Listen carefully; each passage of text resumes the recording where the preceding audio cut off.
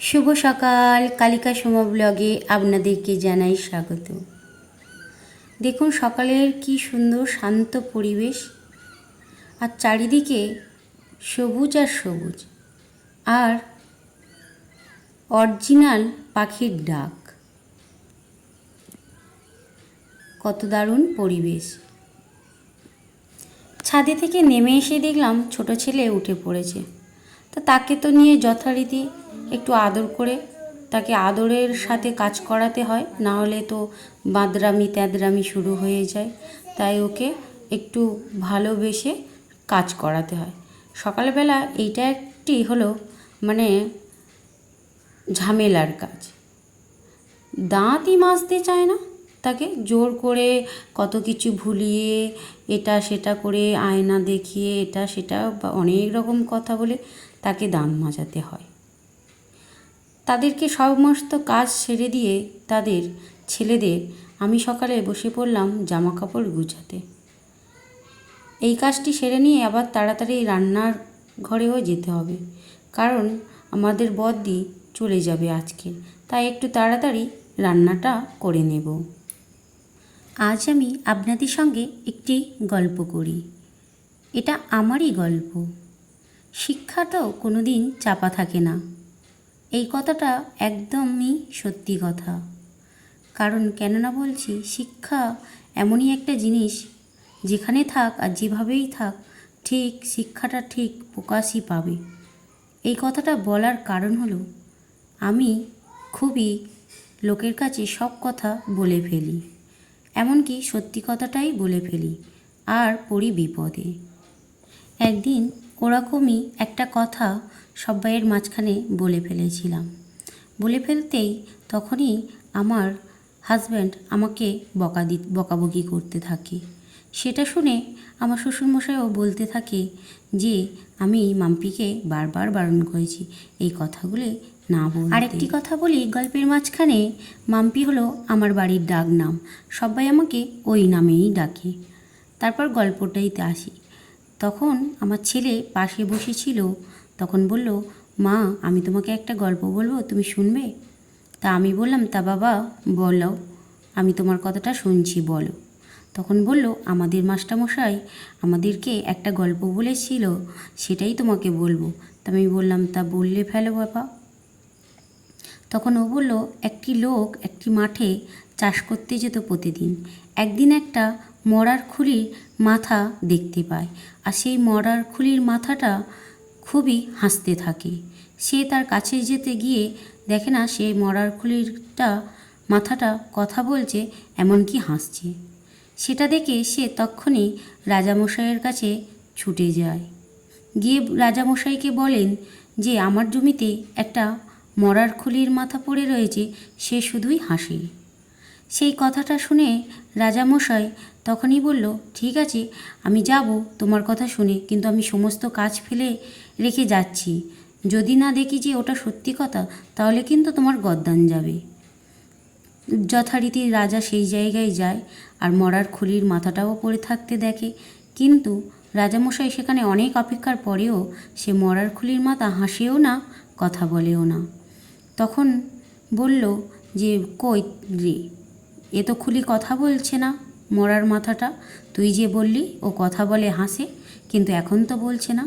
তাহলে নে তোর গলাটা গদ্দানটা কেটে আর ওই মরার খুলির মাথার সঙ্গে ফেলে রেখে দিয়ে যায়, বলে তার মুন্ডুটা কেটে ওই মরার মাথার কাছে ফেলে দিয়েছিল।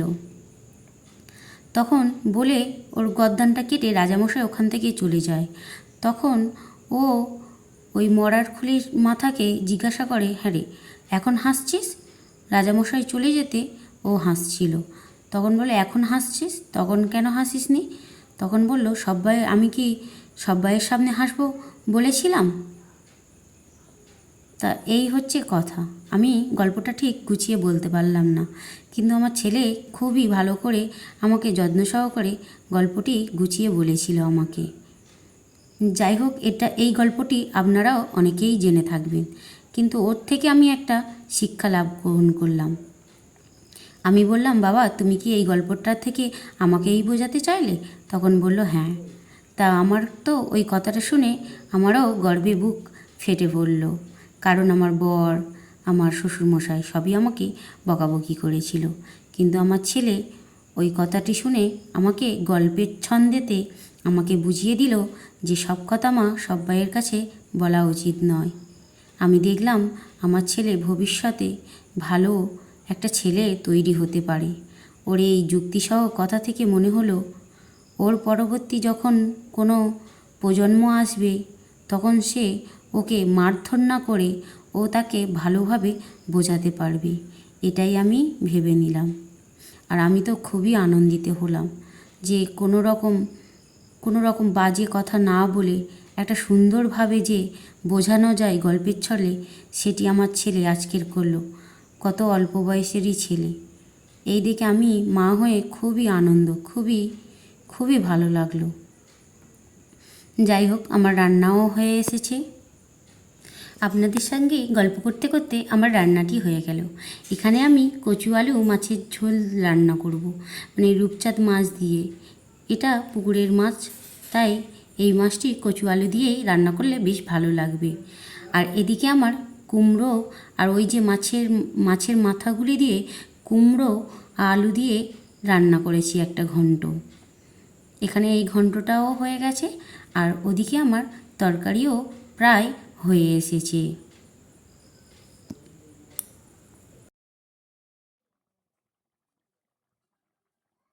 এখানে মাছগুলো দিয়ে আমি একটু ফুটিয়ে নিয়ে লাবিয়ে নিলে আমার কচু আলু মাছের ঝোল রেডি হয়ে যাবে। কিন্তু দারুণ খেতে লেগেছিল এই তরকারিটা।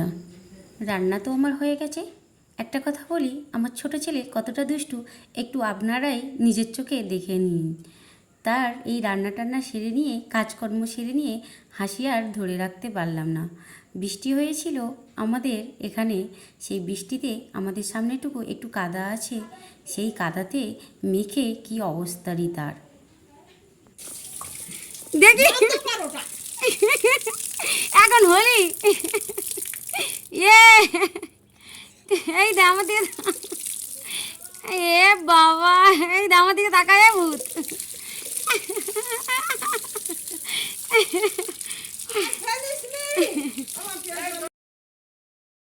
দেখেছেন কতটা দুষ্টু।